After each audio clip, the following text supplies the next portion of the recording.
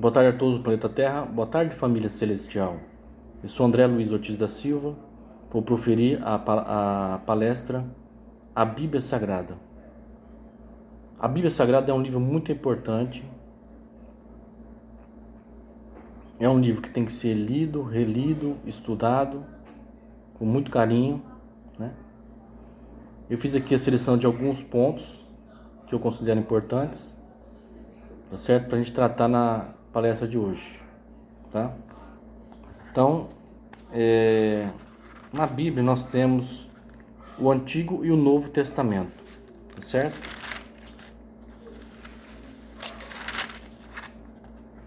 Então tem vários livros, né? No Antigo Testamento e no Novo Testamento, tá certo? Eu vou começar pelo livro do Gênesis, né? Que é o livro de Moisés, tá certo? Então aqui vai falar no capítulo 1 da criação divina, né? Da criação de Deus, tá certo? Em dias, né? Fala também aqui, já no capítulo 2, acerca, depois da criação, teve o descanso de Deus, né? Fala de Adão e Eva no Jardim do Éden, né? Depois, na sequência, nós temos aqui o capítulo 3, o 4, né? Fala sobre Caim e Abel, a linhagem da família de Adão até Noé, né? Então, o livro de Gênesis é um livro muito interessante de ser lido, tá certo? Fala sobre a arca, né? O dilúvio, tá certo?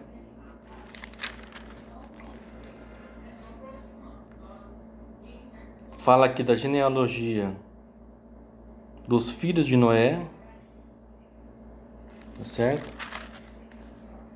Então tem muita informação importante no livro de Gênesis, tá? Então você tem que ler com calma, tem muitos detalhes, né? Que você tem que estar atento, tá certo?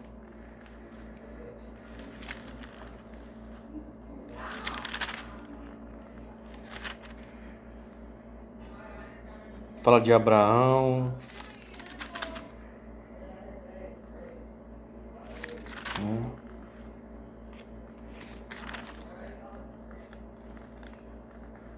No capítulo 26, por exemplo, fala que a promessa de Deus a Abraão continua através de Isaac, né? Isaac é um dos filhos de Abraão, tá certo?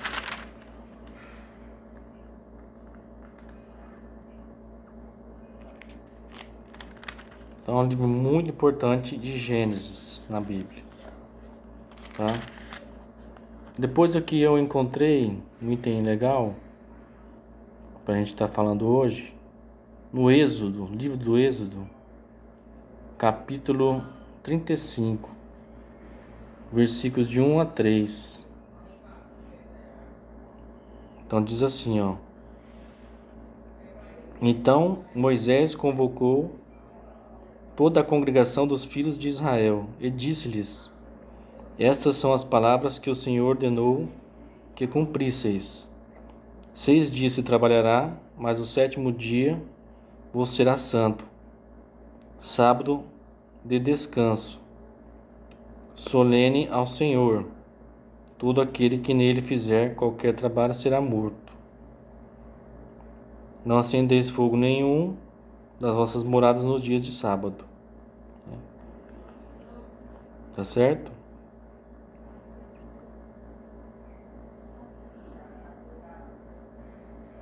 Então isso é o que está dito aqui no livro de Moisés, de Êxodo, desculpe, no capítulo 35. Sábado, dia de descanso. Trabalhar 6 dias e o sábado de descanso. Considerando, né, claro, que o domingo é o primeiro dia da semana, né? Então, domingo, segunda, terça, quarta, quinta e sexta, são 6 dias. E o sábado, descanso. Isso no livro de Êxodo, tá certo? Nos dias atuais, acabou se considerando o domingo o dia do descanso, né? Tá certo? Isso em alguns lugares, né? Alguns comércios, alguns locais de trabalho. Tem outros que se trabalham no domingo também, né? Tá? Isso no Antigo Testamento está escrito.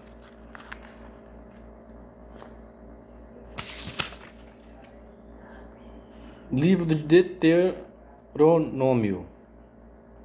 Então eu selecionei aqui o capítulo 5.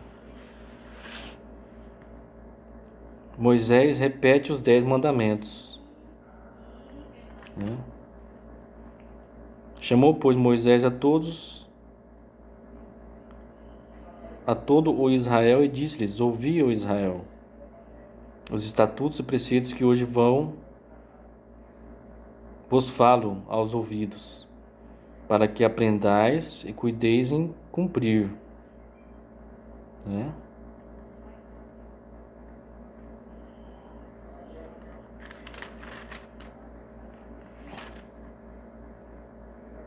Então aqui vai fazer um lembrete dos 10 mandamentos, tá certo?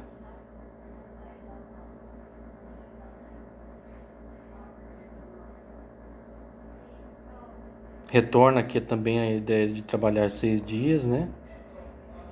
E o 7º dia de descanso.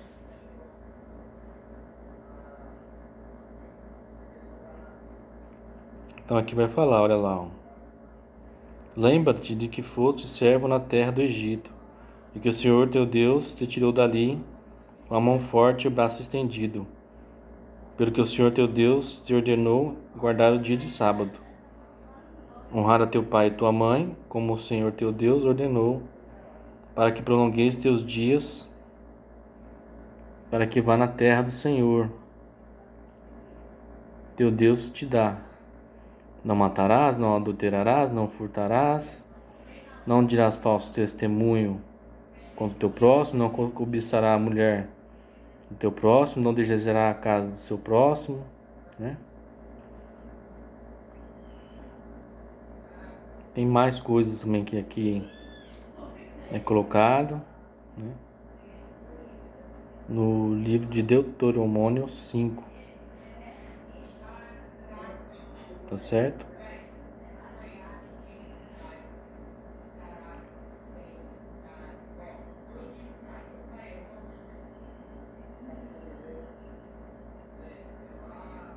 E o maior mandamento está aqui, né? Não terá outros deuses diante de mim, né? Então existe um Deus único. E a gente tem que amar este Deus único.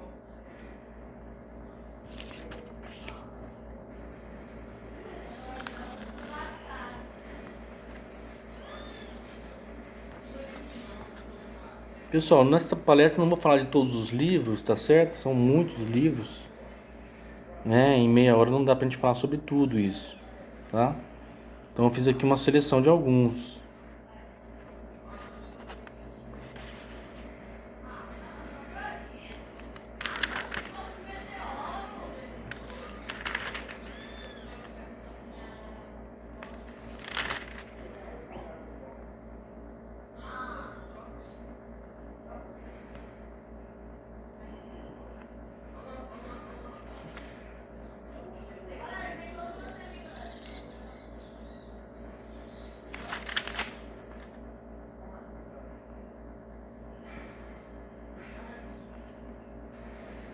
Tem muitas histórias, né, que traz aqui na Bíblia, tá?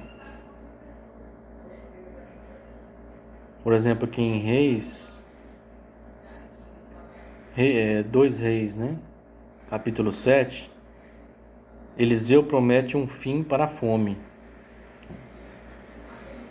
Então olha o que está escrito aqui, ó. Então disse Eliseu: ouvi a palavra do Senhor. Assim diz o Senhor: amanhã por estas horas haverá uma medida de farinha por um ciclo e 2 medidas de cevada por um ciclo, à porta de Samaria. Porém o capitão em cujo braço o rei se apoiava, respondeu ao homem de Deus e disse: Ainda que o Senhor fizesse janelas no céu, poderia isso suceder? Disse Eliseu: Eis que verás com os teus olhos, porém não comerás.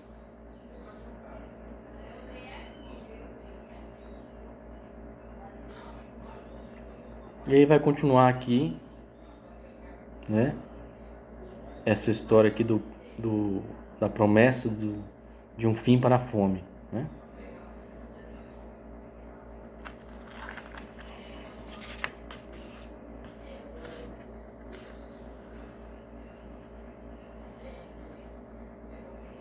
Eu selecionei aqui agora o Salmo 24.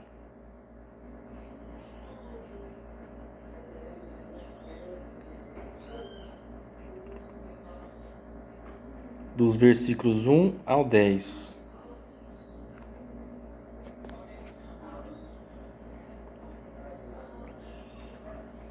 Do Senhor é a terra e a sua plenitude, o mundo e aqueles que nele habitam. Porque ele afundou sobre os mares e firmou sobre rios. Quem sucumbirá ao monte do Senhor? Ou quem estará no seu lugar santo? Aquele que é limpo de mãos e puro de coração, que não entrega sua alma à vaidade, nem jura engano, este receberá do Senhor uma bênção, e a justiça de Deus a sua salvação. Tal é a geração daqueles que que buscam a tua face, ó Deus de Jacó. Levantai, ó portas, as vossas cabeças, levantai-vos, ó entradas eternas. Entrará o Rei da Glória. Quem é esse Rei da Glória? O Senhor forte e poderoso, o Senhor poderoso na batalha. Levantai, ó portas, as vossas cabeças, levantai-vos, ó entradas eternas. Entrará o Rei da Glória. Quem é esse Rei da Glória? O Senhor dos Exércitos. Ele é o Rei da Glória. Salmo 24. Então aqui diz o seguinte, né? A importância da gente ter as mãos limpas e o coração puro, né? A essas pessoas receberão uma bênção do Senhor e a justiça de Deus da sua salvação. Salmo 24. Salmo 56. Confiar em Deus em tempos de medo, né?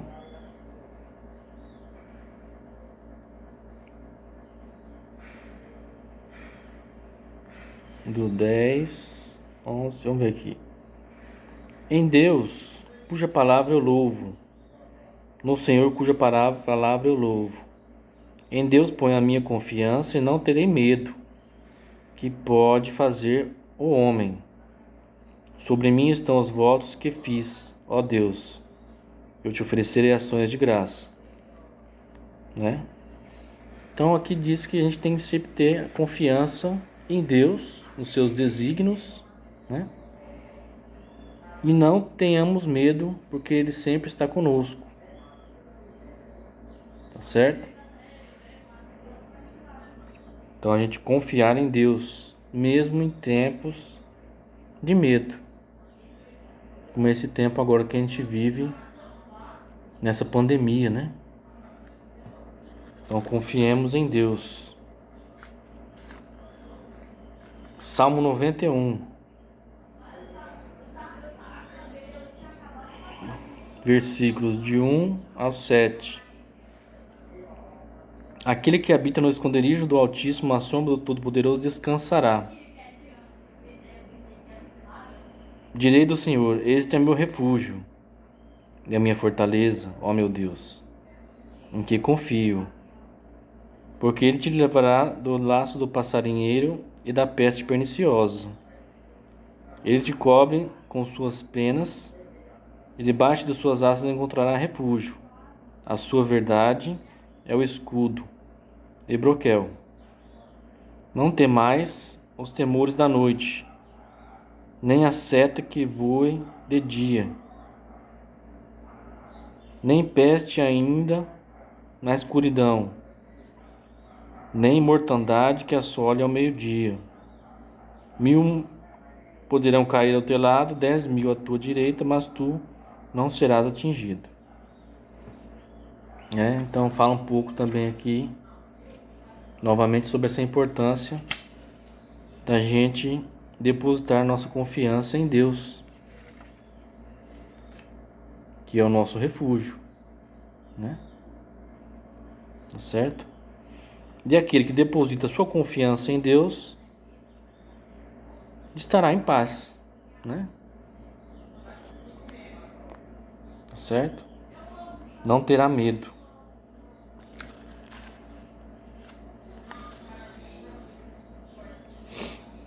Agora o livro aqui de Isaías 41.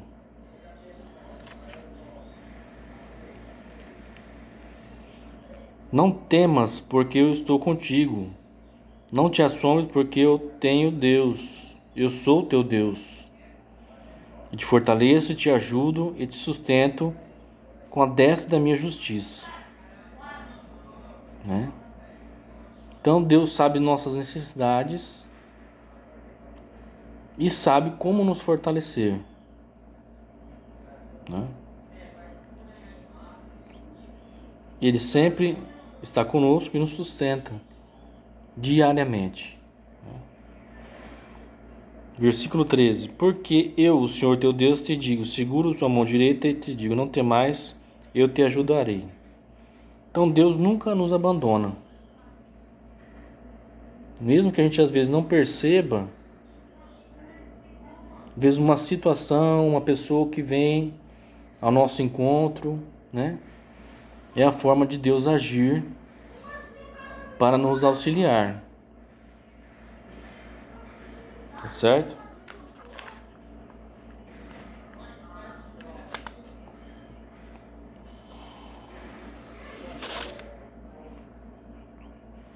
Livro de Daniel, capítulo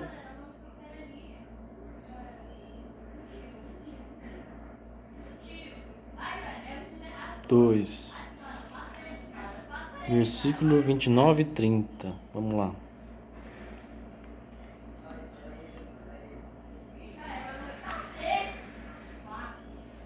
É o sonho de Nabucodonosor. Estando tu, rei, na cama, subiram os teus pensamentos sobre o que havia de suceder no futuro. Aquele, pois, que revela os mistérios, te fez saber o que há de ser. A mim me foi revelado este mistério, não por ter eu mais sabedoria que qualquer outro vivente, mas para aquele que a interpretasse, se fizesse saber ao rei, e para que entendesses os pensamentos do meu coração, né? Então aqui vai falar que certos mistérios de Deus são revelados aos homens, né? Tá certo? E aqui Daniel interpretou o sonho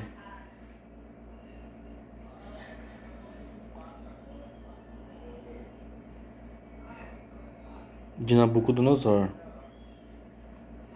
que era um rei na época, né? Tá certo?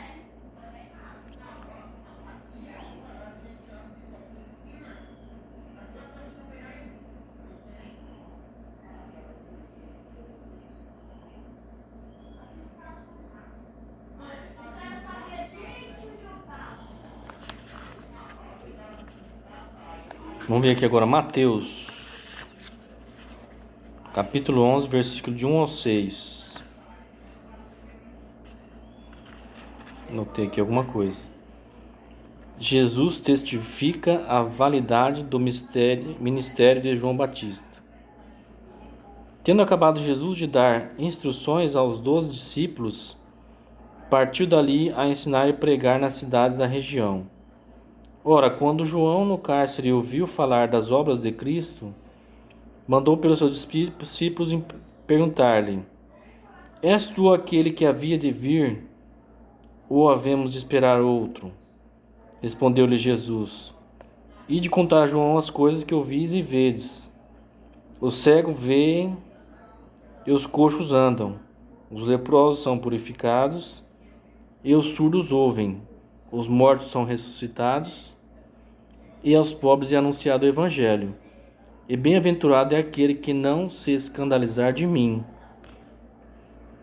Né? Então, o que era necessário falar, Jesus falava. Né?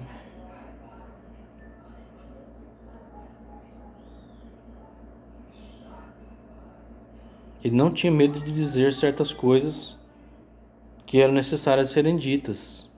Né? Tá certo?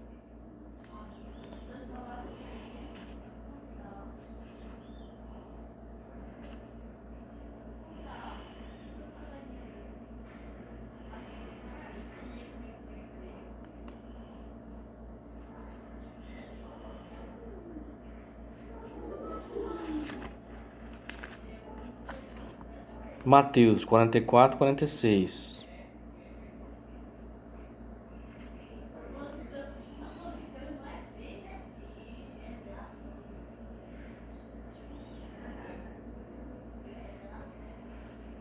Aqui vai falar do reino dos céus, né? O reino dos céus é semelhante a um tesouro escondido no campo, que um homem, ao descobrir, esconde. Então, movido de gozo, vai vender tudo quanto tem e compra aquele campo. Outro assim, o reino dos céus é semelhante a um negociante, que buscava boas pérolas. E encontrando uma pérola grande, de grande valor, foi, vendeu tudo aquilo quanto tinha e a comprou.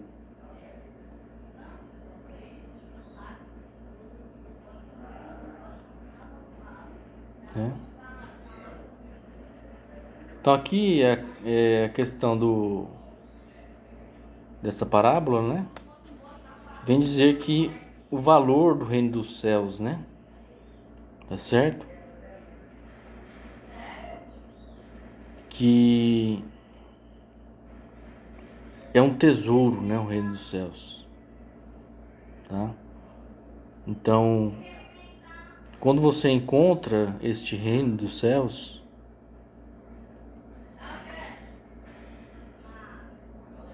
você se torna uma pessoa melhor nesse sentido, né? Então, o reino dos céus está onde? Na palavra de Deus, não é isso? Na palavra de Deus.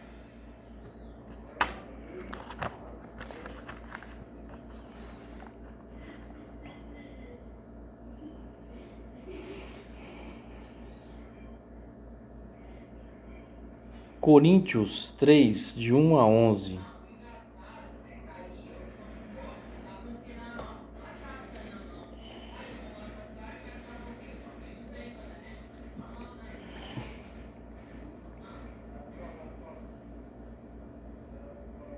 E eu, irmãos, não vos pude falar sobre como espirituais, mas como carnais, como crianças em Cristo.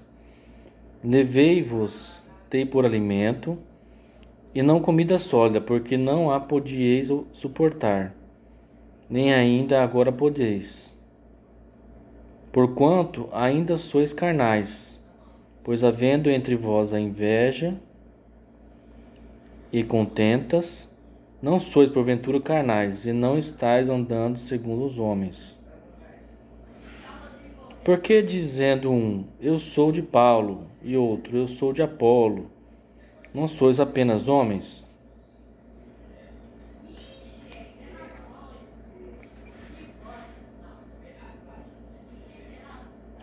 Pois que é Apolo e que é Paulo, senão ministros pelos quais credes, isto conforme o Senhor concedeu a cada um. Eu plantei, Apolo regou, mas Deus deu o crescimento. De modo que nem o que planta é alguma coisa, nem o que rega, mas Deus que dá o crescimento. Ora, uma coisa é o que planta e o que rega, e a cada um receberá o seu galardão, segundo o seu trabalho. Porque nós somos cooperadores de Deus, vós sois lavoura de Deus e edifício de Deus. Segundo a graça de Deus que foi dada, lancei eu, como sábio construtor, o fundamento, e outro edifica sobre ele. Mas veja cada um como edifica sobre ele. Porque ninguém pode lançar outro fundamento, além do que está disposto, além do que já está posto, o qual é Jesus Cristo.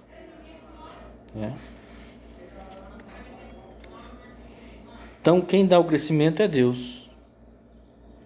Tá certo?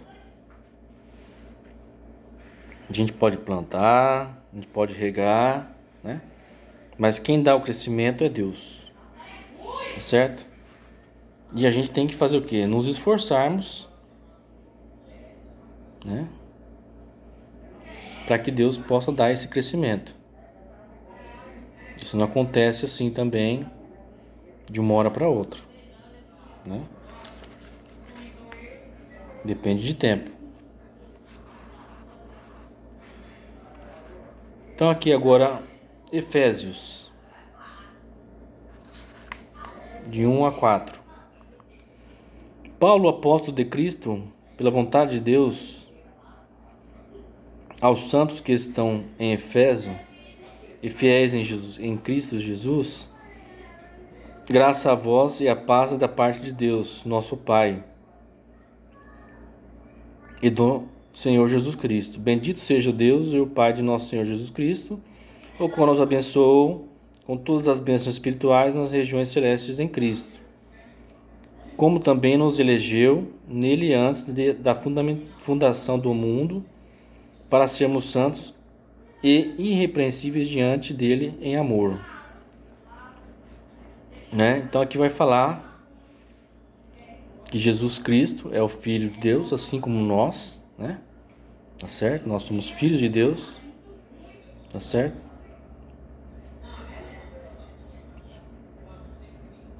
E o Pai abençoou as regiões celestes, né? Tá certo?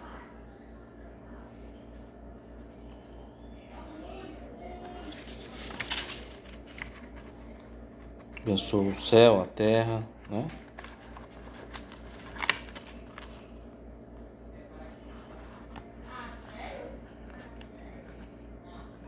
Bom, agora aqui o último que eu selecionei foi Tiago, versículo 22. E sede cumpridores da palavra e não somente ouvidores, enganando-vos a vós mesmos. Né? Então aqui é importante a gente ler, né, a palavra, ouvir a palavra, mas também cumprir a palavra de Deus, que é o mais difícil. Cumprir no nosso dia a dia, né? Amar a Deus sobre todas as coisas, nos amarmos, amar ao próximo, perdoar o próximo, né? É isso que a gente tem que fazer.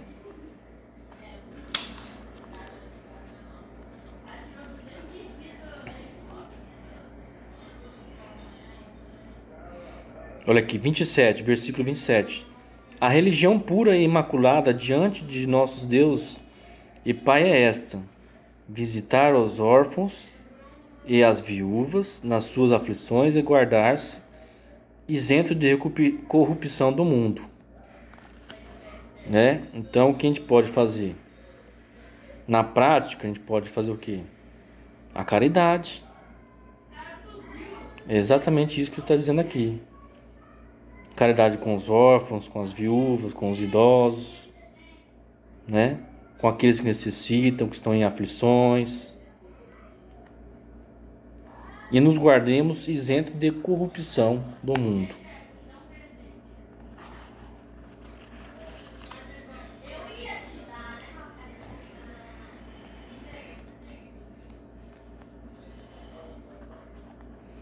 Tiago 2, versículo 19. Crês tu que Deus é um só? Fazes bem. Os demônios também o creem e estremecem, né? Então Deus é um só. É isso que a gente tem que ter a compreensão, né? Tá certo? Na crença de que existe Deus e que Ele é único, tá? Então a Bíblia, pessoal, é um livro muito interessante de você ler e estudar, né? Eu dei aqui, tentei selecionar alguns versículos de alguns livros, né, da Bíblia neste vídeo, né? E é claro que depois você tem que ter com mais tempo, né, pegar a Bíblia Sagrada, fazer uma leitura com mais calma, né?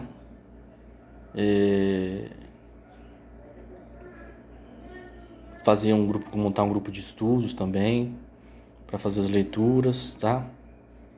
Mas é um livro muito importante, tem muitos ensinamentos, tá certo?